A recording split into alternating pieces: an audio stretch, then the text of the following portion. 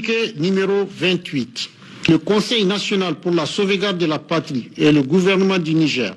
ont suivi avec étonnement et stupéfaction les propos exagérément menaçants de son Excellence M. Alassane Ouattara,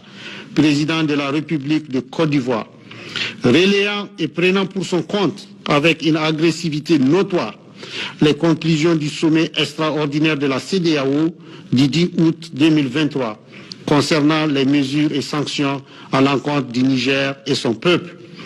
Ces sanctions à la fois iniques et illégales, dont la précipitation qui les caractérise, atteste de la manipulation orchestrée par certaines puissances extérieures pour un agenda inavoué, sont loin de faiblir la détermination des Nigériens à opérer le changement nécessaire pour le redressement du pays et la sauvegarde des intérêts de son peuple.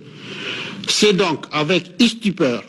que les Nigériens ont suivi cette apologie de l'action armée contre le Niger, prônée par son Excellence, Monsieur le Président Alassane Ouattara, dans une volonté acharnée de détruire le pays et son peuple pour soi-disant ramener un régime dont les Nigériens avaient hâte de s'en séparer,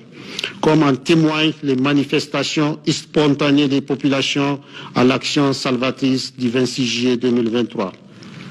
À cet effet, loin d'être l'expression de la volonté du peuple ivoirien frère, dont l'amitié avec le peuple nigérien est sans équivoque,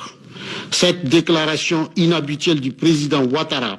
et son empressement à vouloir se réaliser cette agression en tout point illégale et insensée contre le Niger reflète en réalité une injonction adressée à lui et à certains de ses pairs de la CEDEAO par d'autres puissances extérieures dont le but est de préserver les intérêts qui ne correspondent plus à ceux du Niger d'aujourd'hui. C'est pourquoi le CNSP et le gouvernement du Niger expriment leur rejet total des propos tenus par son Excellence, Monsieur le Président Alassane Ouattara,